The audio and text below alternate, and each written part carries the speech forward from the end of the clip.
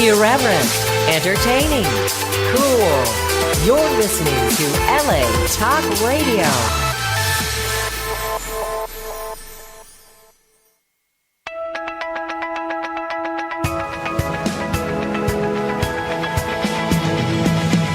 You're listening to Question Reality with Priscilla Leona, right here on LA Talk Radio. Hi, welcome to Question Reality. I'm your host, Priscilla Leona, and we are coming to you live from Los Angeles, California. If this is your first time tuning in, our show will help you to question your career reality. This show is for you if you are considering a career in the entertainment industry. And our guests will provide tips and advice and resource information on how and what it takes to successfully pursue a career in the entertainment industry. And our guests work in various professions and they're at different stages of their career. So that means that we will definitely have someone on the show who will be able to help you with all of your show business career questions. Now, you can listen to all of our past shows by going to our archive page on the latalkradio.com website. Just go to the search link and at the top of the page and type in Question Reality, and this will take you directly. Actually, you don't even have to type it in. As soon as you click that search link, it'll have a drop-down box, and then that's a list of all the different shows. And you just look for Question Reality and click the link, and that takes you directly to our archive page. Now, you are going to have so much fun on this page because we have had interviews with Emmy winners and Grammy winners and Tony winners and reality television stars and producers and directors and actors and models and musicians and casting directors. See, now I've just said too many. Now I got to just end it with a, oh my. So that whole yellow brick road is available for you.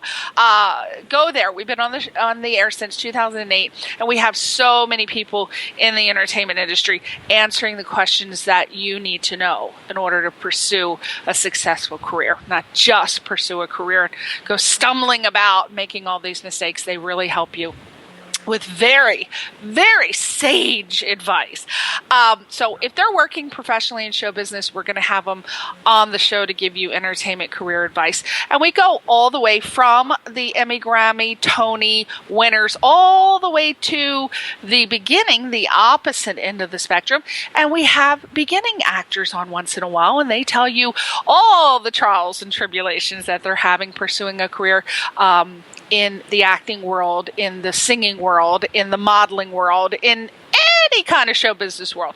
And then we go to the middle, and those are professional working people who are not at the Emmy, Grammy, Tony winner level yet, but they will get there, hopefully. So we got you covered with all levels, not just one side of the coin.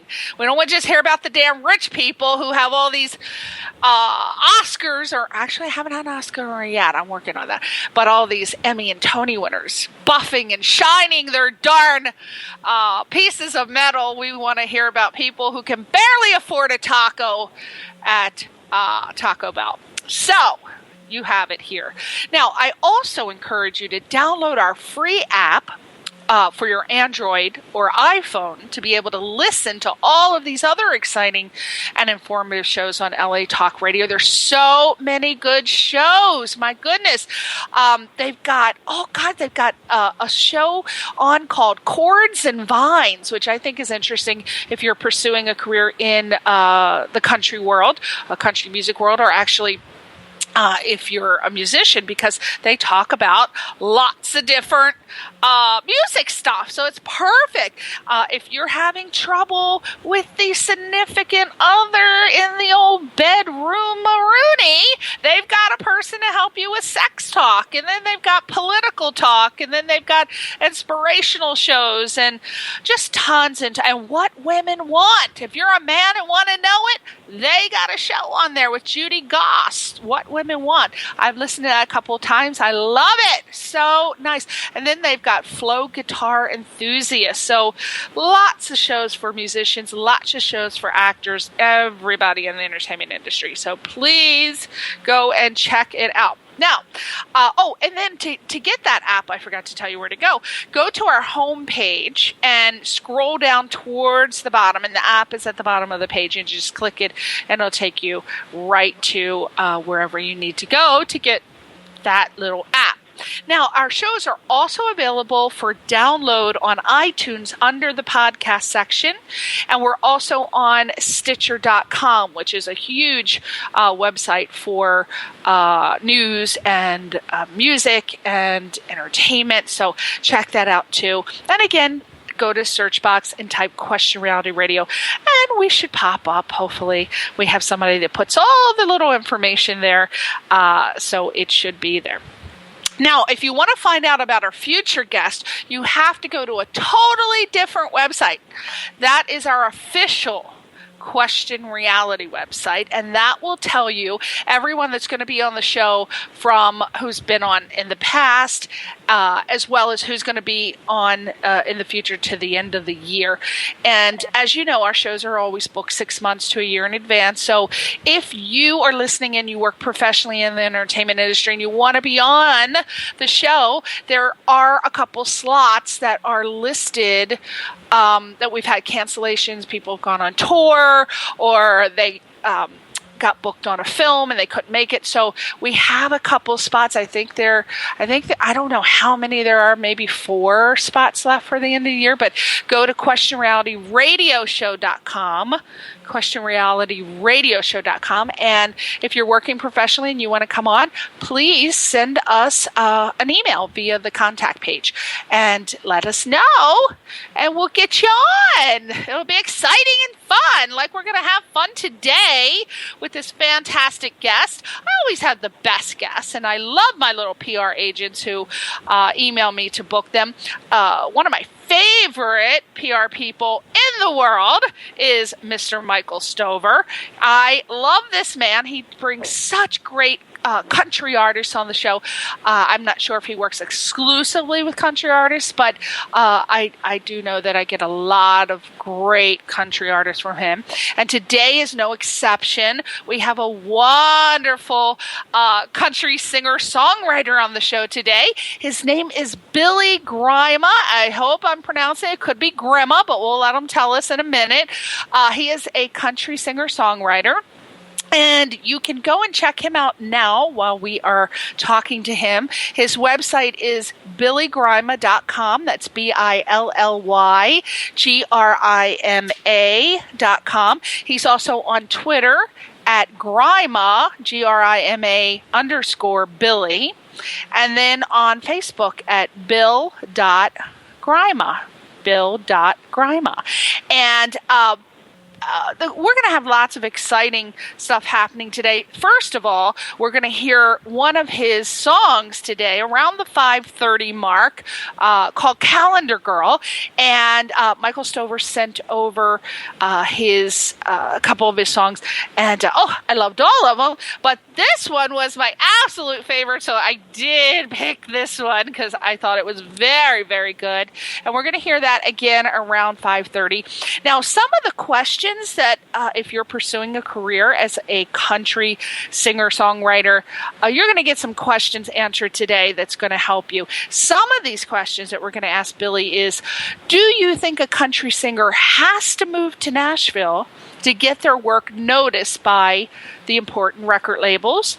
And if so, why? And if not, why? So we're going to hear both reasons. And we're going to ask, what is the biggest piece of advice that you would give to an aspiring singer-songwriter, country singer-songwriter who dreams of going to Nashville? And also we're going to be asking him, in his opinion, what is the secret to writing a great country song, the lyrics as well as the instrumentation? And then we got a whole lot of other questions that you need answered if you are pursuing a career as a country music star. I guess the questions also could maybe apply if you weren't actually focusing on country. It could probably be just in general. I got tons of questions. So let me just give a brief intro, and then we're going to get into those questions. We're going to hear it right from the horse's mouth. So, Billy Grima is a singer-songwriter living in the Caledon Hills of Ontario. And it's so weird to me because there are a ton, ever since I met Mr. Michael Stover, he has so many clients that are country music singers that are based in Canada. Who the hell knew there were so many country music stars way up in the ski slopes of Canada? I guess you ski up there is enough snow, but there's a whole bunch of them. So he was born, he's living in Caledon Hills of Ontario, Canada, but he was born in Blacktown or Blackton, and it's got NSW, so I think that's north, south, west, but we'll see. Australia, one of my favorite places in the world. Always been a dream to go to Australia and hop with the kangaroos. But Billy started writing at a very young age and singing in a church choir by the age of 8 years old. Fascinating. It was born. He was just genetically zapped with the music gene, it seems like. And then at 15, he moved to Canada and he settled in Toronto. So I don't know how far Toronto is from Caledon Hills, or Caledon Hills could be in Toronto. We don't know. All I know is I had a blackout hell of a time in the 80s in Toronto at the Madonna concert with a bunch of British boys. But that's another story. Don't get me started on my 80s and 90s teen years. Now, Billy's smooth and soulful sound has earned him comparisons to contemporaries like Jason Mraz, Ed Sheeran, Jack Johnson, and one of my favorite artists, Bruno Mars. Ah, beautiful monster. Or is that Neo? Oh, God, I better get that right. Oh, that's Neo. Sorry. Oh, Grenade, Bruno Mars. The cocktails are kicking in. Can't get him straight. After the third one, it's all fuzzy and hazy now. I don't even know. I think Billy's going to just do the interview by himself. He's going to ask his own damn questions and answer them by the time I'm finished with my wild turkey. All right. So Billy has 3 albums to his credit, and they are I'm Just Standing, A Little Piece of Heaven, and his latest one, which has the cutest name ever as a female. I think this is so cute. It's called Sugar and Cream. That's what it says, Sugar and Cream. And it features a really tasty, that's one of these musicians' words. I hear him all the time. My husband, Albert, he's software engineer by day, software developer. Oh, God, I get that right. Software developer by day, and then he's a jazz musician, and I always hear this word around the jazz musicians. Tasty. Oh, that tune is tasty. I don't know. When I hear the word tasty, I'm thinking of a Big Mac, but that's just me. Anyway, he's got this latest song or latest album, and it features a tasty blend of pop, rock, soul, and Americana. Now, I don't know what this is a new term. I'm going to ask him what that Americana, what songs fall under that category. So, without further ado, let's welcome him. Welcome, Billy Grima. Hi, how are you? Hey, well, come on. You got to get a little more enthusiastic than that. You're in the entertainment industry now. Pump it on up, Billy. I must tell you, it's entertaining listening to you here. It's awesome. Is it really? Yes, it is. Oh, God. Well, let's try to work through it, Billy Grima. Now, is it Billy Grima or Grima? Well, in Australia we call it Grima, but in Canada we call it Grima. So let's go with Grima. Grima, Billy Grima, okay, Billy Grima, and I love that name, so I might, instead of calling you Billy, I might just do the full name. I have a tendency to just call people by first and last name. I don't know what's wrong with me, but if it sounds good and it's smooth and it rolls off the tongue, I might just do it. Is that okay? That's perfectly fine with me. You deserve Wonderful, wonderful. Well, now, first, let me ask you, as I was reading your bio here, and it said that your latest album, which is called Sugar and Cream, I love it instead of cream and sugar, love it. It features a tasty blend of pop, rock, soul, and Americana. What exactly would Americana be inclusive of? Like, what songs that I would know would be considered Americana? Like, give me soul ones, don't give me any contemporaries. Well, it's funny you say that because I always thought it was more country with pop, a bit of pop rock with a bit of Motown. So the Americana thing, it comes from, I guess, the folk, a bit of folk with rock. But so like maybe the Eagles, like the early Eagles, Hotel California or something? Yeah, you know what, that was a label that was put on. I'm thinking like to myself, wow, that's kind of cool. And I'm still discovering that actually because like when I was writing this stuff, I write it the way I feel it. And I thought it was, when I talked to the guys, it sounds country. But at the same time, then I get told it sounds like Billy Joel, it sounds like Jason Mraz. I'm thinking, wow, this is kind of cool. Because, it's all me, and I write the way I feel. So I write the way I feel it. So, and you're feeling that it's Americana. Well, that's what they say. When I say they, I guess the music industry. Yeah. Okay. Got that. All right. Americana.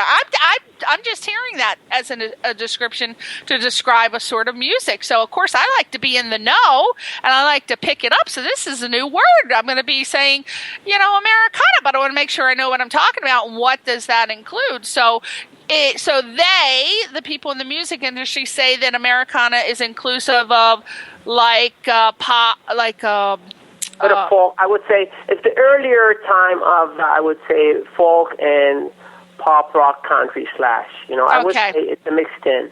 But overall, they put me in that label. Like I said, some people call it Motownish, and some people call it country. So.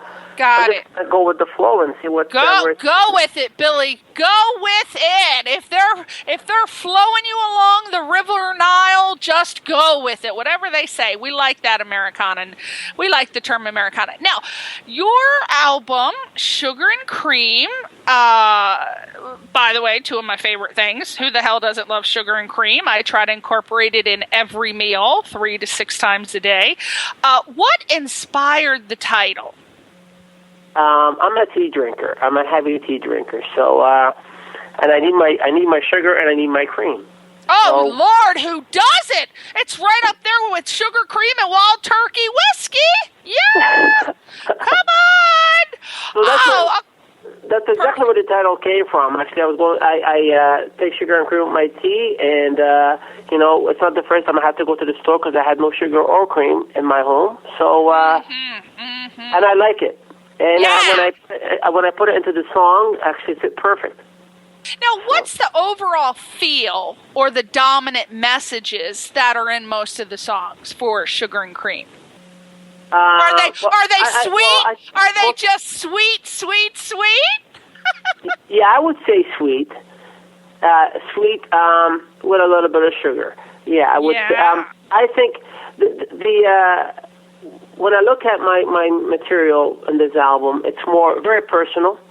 I would think, and everyday happenings, and I would think that it's about that music that people can relate to, storylines that people can relate to every day. It's very personal when it comes to my kids, pieces and parts from my life, stories from my life. Mm-hmm. So there's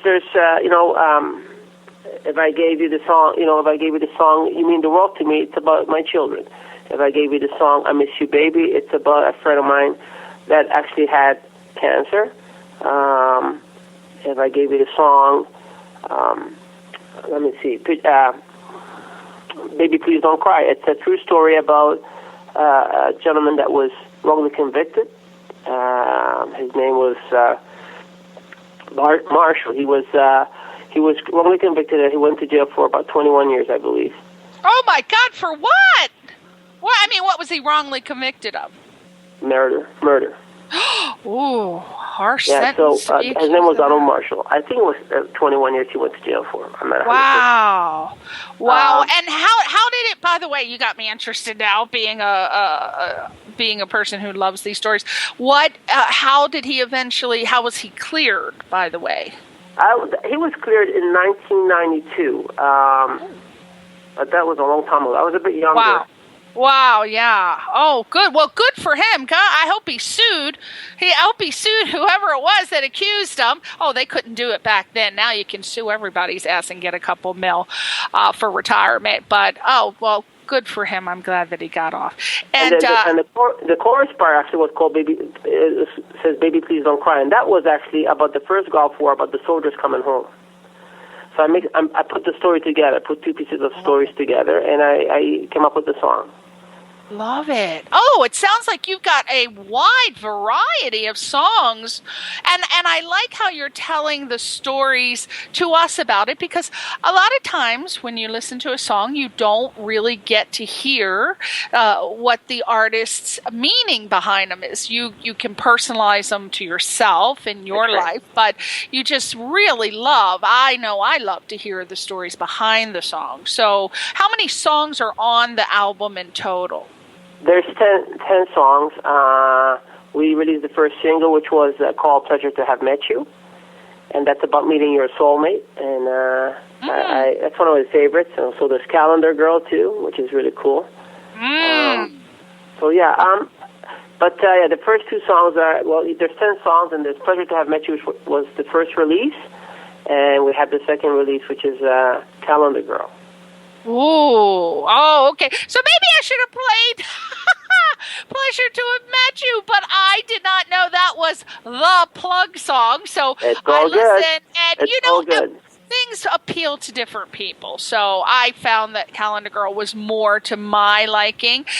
Everybody's going to like a different song on your album for a different reason. And where can we, as a people and society, buy your albums? Where are they being sold? Well, you can find them on iTunes.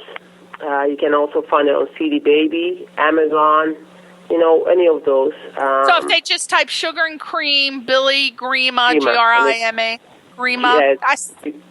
Grima, yes, Billy. God. Or can they buy it on your website, billygrima.com? That's right.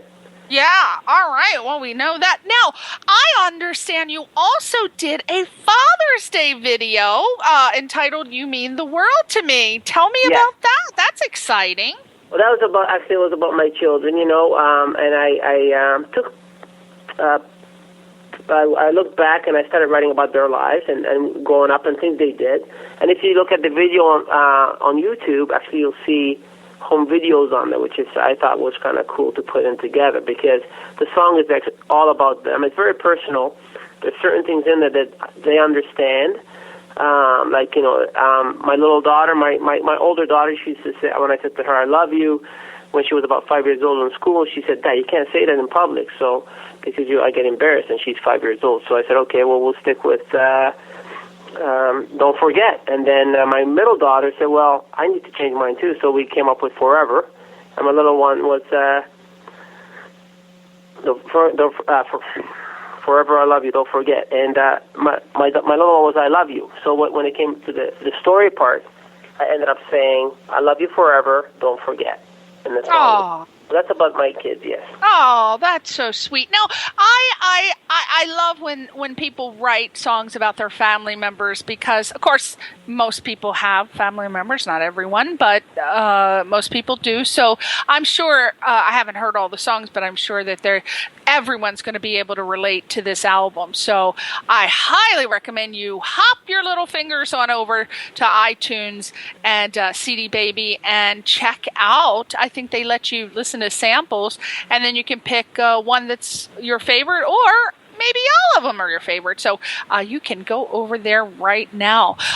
We are going to hear the song, but before we do, I just want to say, in reading your bio, it said that you were born in Australia, yet I do not hear a trace of an Australian accent. I actually think you sound Latino, like maybe from Cuba or Brazil or South America. Did anyone ever tell you that? Yes, my parents are European. And I came here when I was 15, but yeah, my parents are European. So if I was to go back to Australia, I'll get my accent back, and it comes back. But it's been a while since I went back. So yeah, you sound like you're Latino. Like I thought you were. I thought you may have lived in like South America or Cuba. Well, not Cuba. Well, I must say I have a dark complexion, so maybe yeah. Why not? You just picked it up. It's nice. It's nice and warm. It's nice and warm there. It's probably warmer than here. I don't know why you'd ever leave Australia. Oh, that's a beautiful country. My goodness. I'm a huge tennis fan, so I, of course, watch the Australian Open, and they always show pictures of Australia, and it's so beautiful, and I think, I'd love to go there. And then I have a friend that met a wonderful Australian man, and she went to live over there, and she said, I will never come back to the States. Australia is so clean and this, that. But, every country has its hot spots if you're fortunate enough to live in the rich section.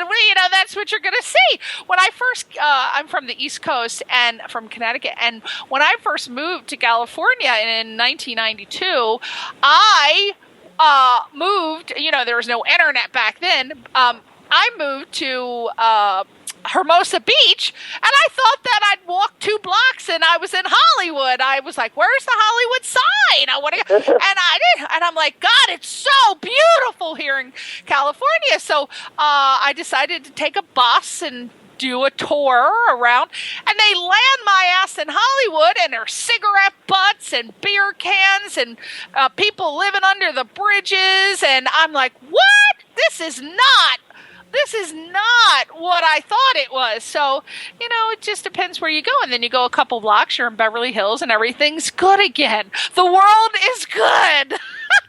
It's good. Hollywood, Beverly Hills, it's a little different.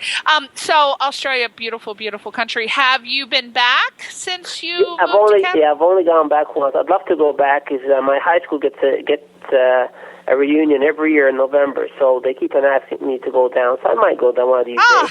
You have to. Yes, I do keep in touch with my high school friends. Definitely. Oh yeah. Now, how did you land in Canada? Now, I don't know.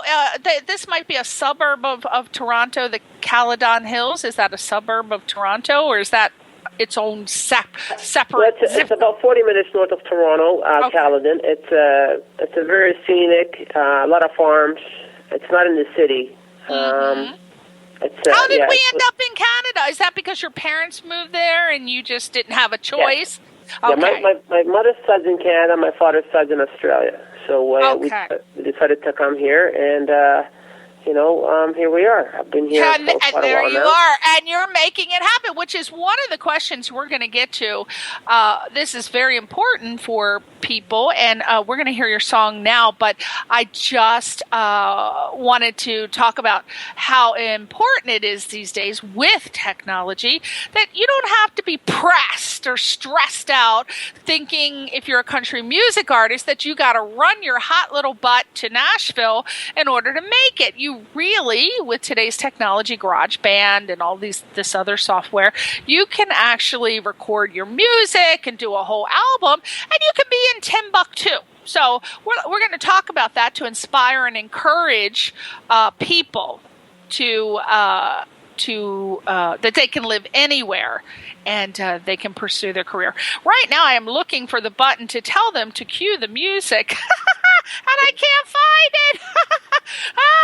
And so when I start talking, I just can't find anything. I'm just into talking, and then I gotta, because we're doing the show remotely, we have to find the button. Hopefully they know. Okay, so we're gonna play this music, and do you want to set it up for us real quick? And I know you briefly went over what it's about, but set us up with this song. Again, I chose Calendar Girl for the song. Why don't you tell us what that song's about? Calendar Girl is actually I was at a party, and basically we had to get together, and there was a lady there, and she was walking towards me. I thought I knew I thought I knew her, so I told her, I said, "Do you work at such and such a place?" She says, "No, I don't." And she started walking away, and I turned her. I said to her, "You know what? I know where I know you from." So she turned around with a big smile. So she says, "Where?" I said, "You're my calendar girl. You're on my calendar." She just had this big smile on her face, and that's where the title came from. As for writing the song, I had the melody in my head, and we were fishing. Probably about a month later, me and my buddies were fishing, and I sat there on a dock and I wrote the song. And I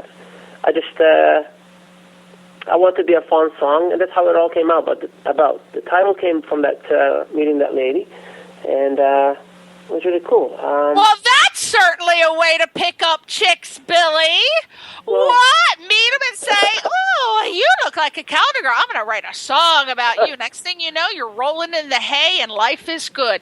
You've got a whole racket going on, you musicians. You know how to get the girls. For God's sakes, what's going on with you? You people are still at it. It's just been since the beginning of time. If you can write a song, that's it. You can land the girl. I love it. All right. So let's play this song now, Calendar Girl by Billy Grima. And then when we come back, we're going to go into questions, career questions, and Billy Grima is going to answer them. So let's listen to my favorite song on the Sugar and Cream album, Calendar Girl. Hit it there, Ronan. Calendar Girl. Ooh.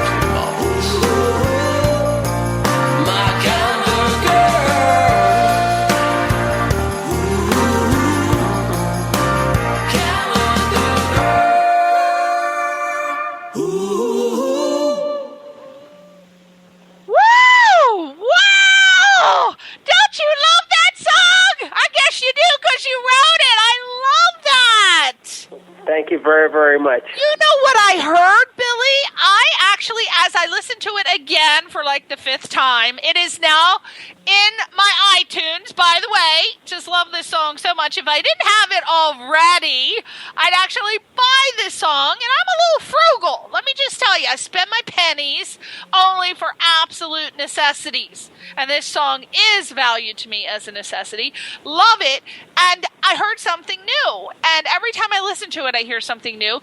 And one of my favorite artists of all time is Bon Jovi. And I heard a little Bon Jovi action in there, Billy. I love Bon Jovi. Have you ever heard that? Has anyone ever told you they hear a little Bon Jovi in your voice?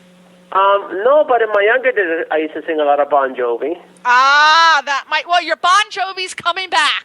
It's retro. It's retroactive. You don't even know it. I'm telling you, you sounded a lot like him in that song.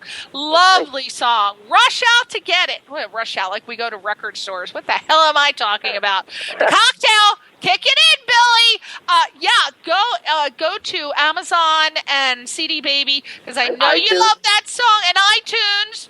Oh, is it on Amazon? I think I threw that in and you didn't even say Amazon. That's just a natural instinct. It's on Amazon, right?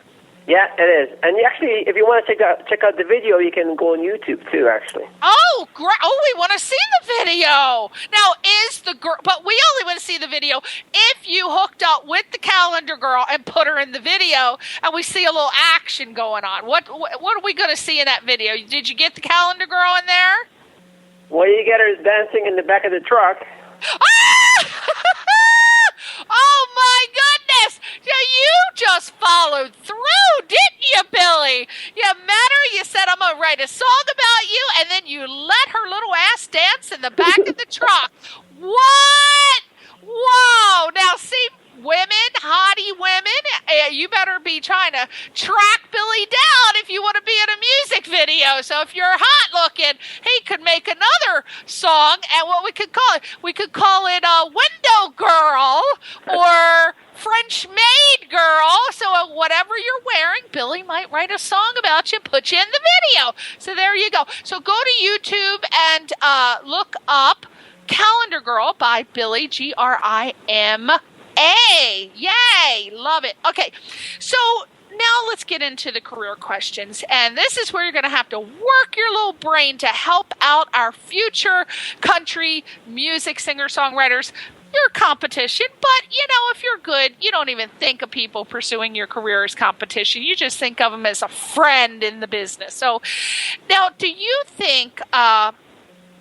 this is what we talked about prior to the song. I wanted to ask you this. Do you think a country singer-songwriter, a new country singer-songwriter starting out, has to rush out to Nashville to get noticed by the important record labels? Either you do or you don't. And if so, or if not, why?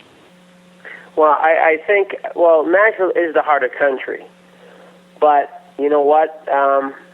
If you're going to go to Nashville, first of all, you have to have the product, right? You can't just, if you're going to go there and just, because a lot of people go there and they end up working as waitresses and waiters, and it's hard. There's a million people out there trying to do the same thing. So I think, in my opinion, it's good to have a good product in your hand, something that you believe in, and you have to have a nice following behind you. You have to have people make sure that they like your music. So, because there's always obstacles. So I think if you're going to go to Nashville, first of all, you should have something in your hand that you think that you believe in. That's the key. That you have to believe in what you're doing. You have to believe in what you're writing. Absolutely. And tell them, Billy, because I love how you touched on this.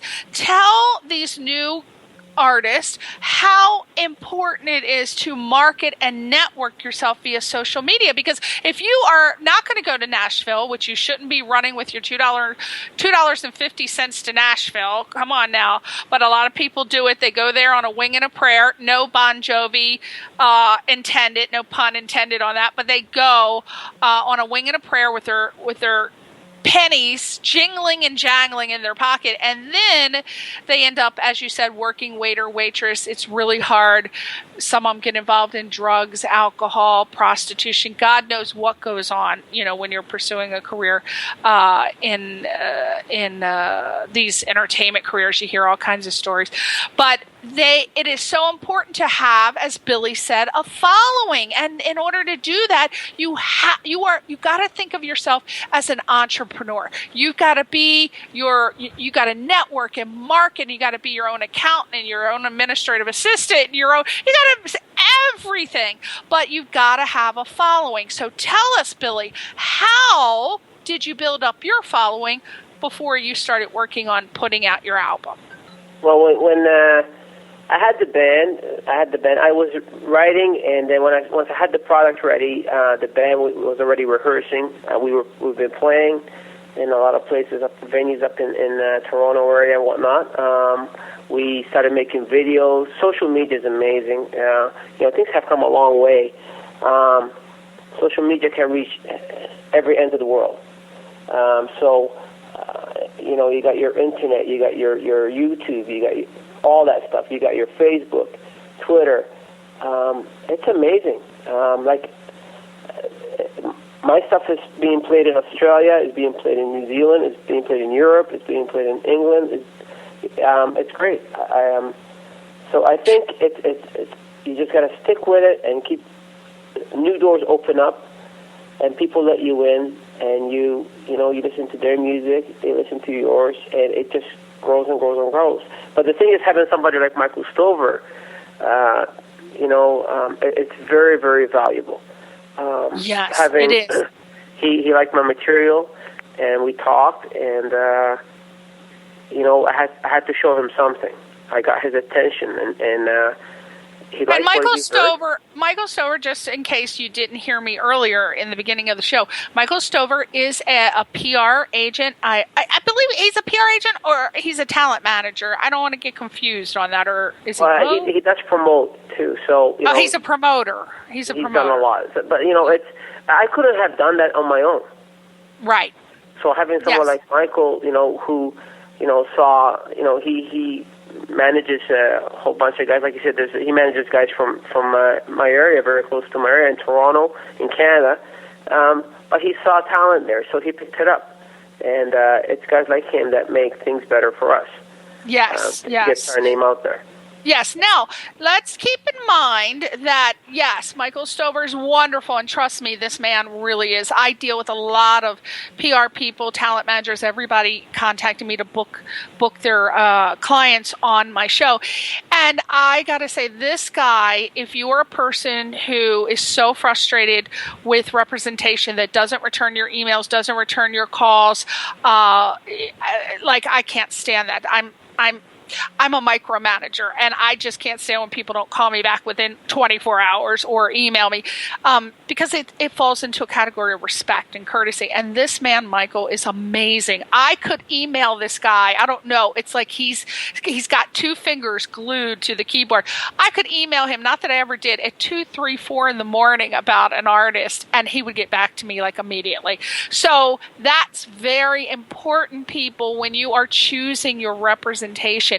You test them out, email them and call them before you sign a contract or before you become involved with them, because remember, they are representing you, and it is very important to have a professional person like Michael Stover representing you.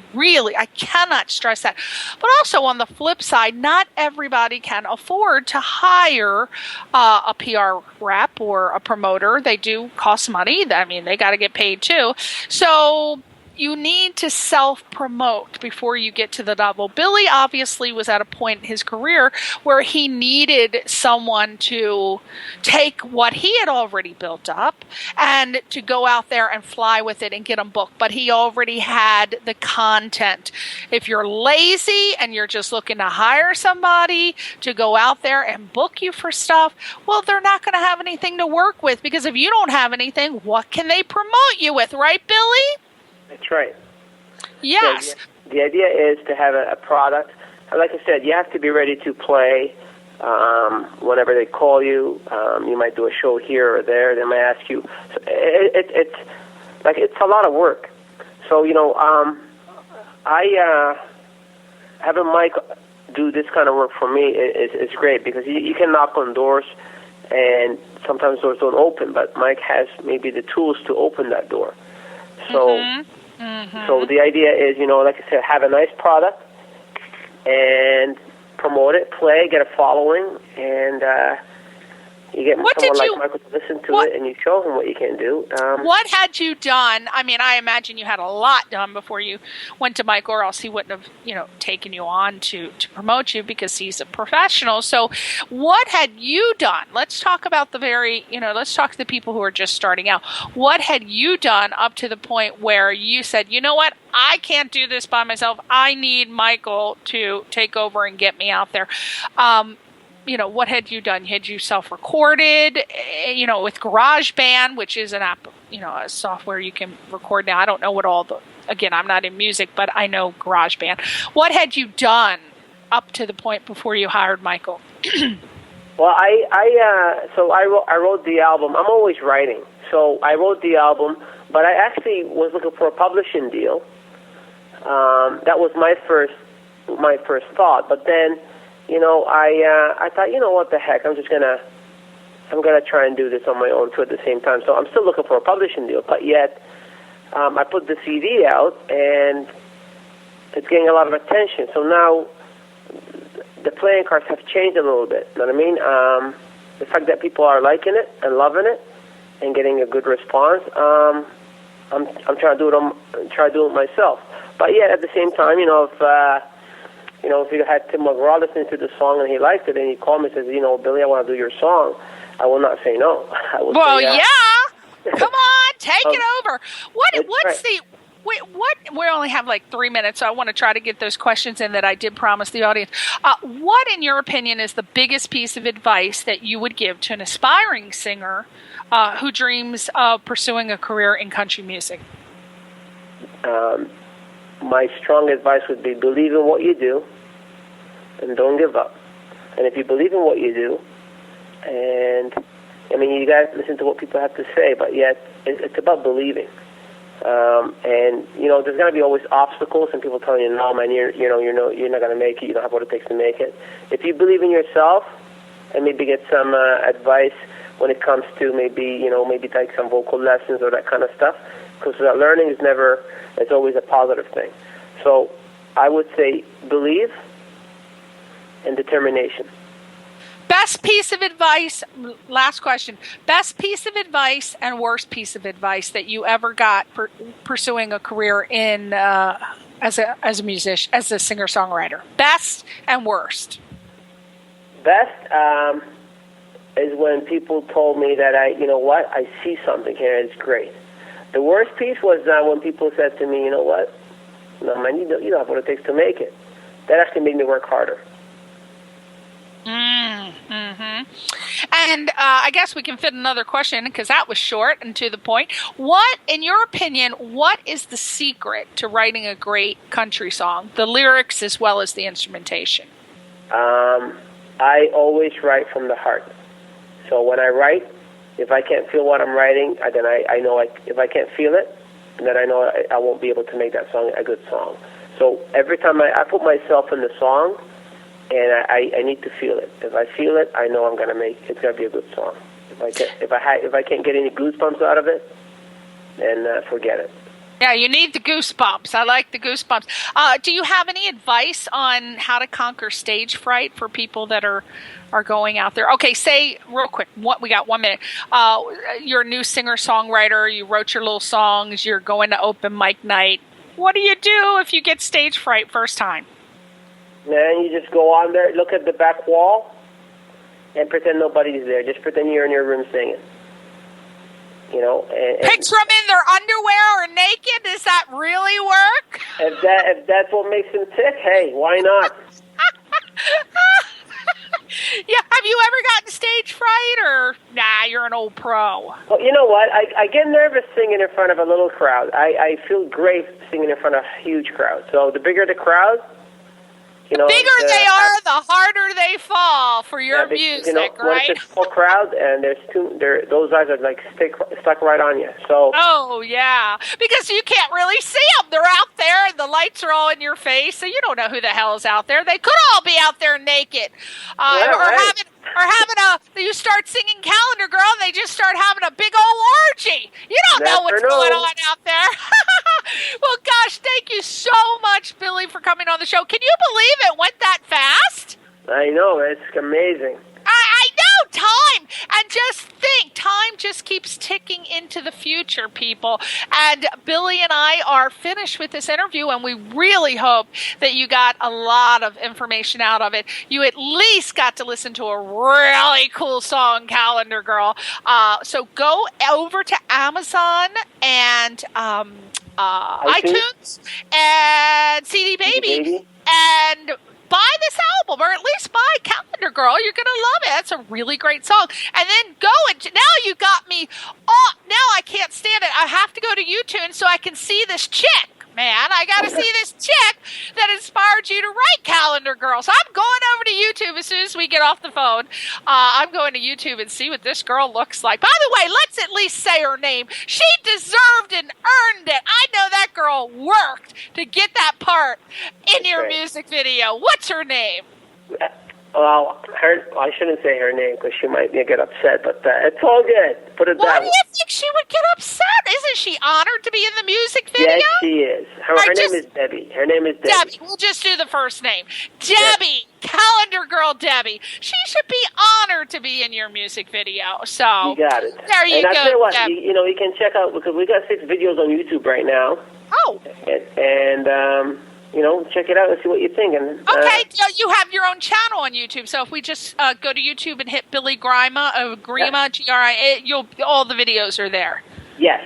Okay, so we'll subscribe. Everybody go over and subscribe to Billy's YouTube channel so we can see all the future chicks that he brings on the hayride in the Billy Grima world. Say goodbye to your fans, Billy.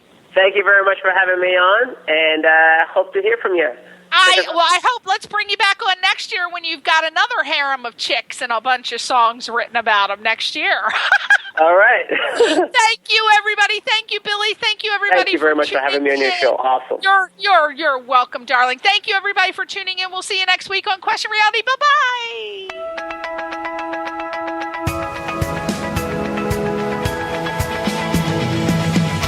You're listening to Question Reality with Priscilla Leona, right here on LA Talk Radio.